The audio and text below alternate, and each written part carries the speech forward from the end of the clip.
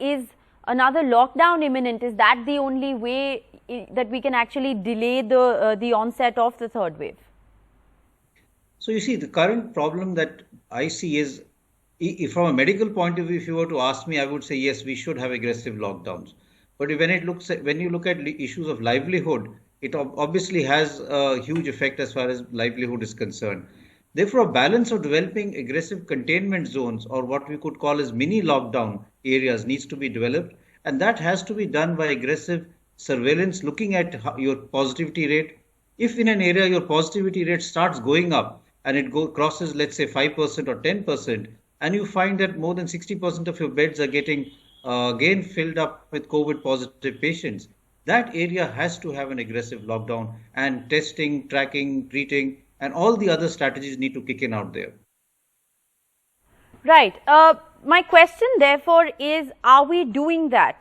Is that containment strategy that you're talking about already in place? Because one doesn't want to see cases rise and then, it be a too little, too late scenario.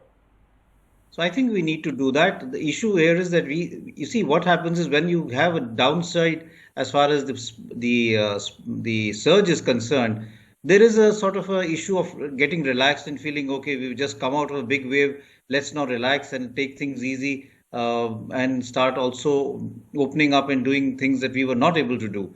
The only problem is that the virus is just exactly waiting for that to happen, because the virus is still there in our community. We still have a large number of people who are susceptible. And if you combine that too, then this is still a fertile ground for another wave to develop.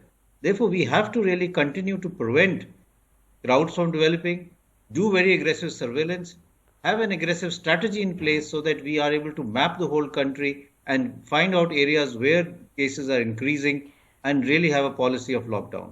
Speaking of lockdowns, do you think that opening up non-essential services, anything that's absolutely not necessary, is therefore a bad idea? Because we're seeing that happen across different states now.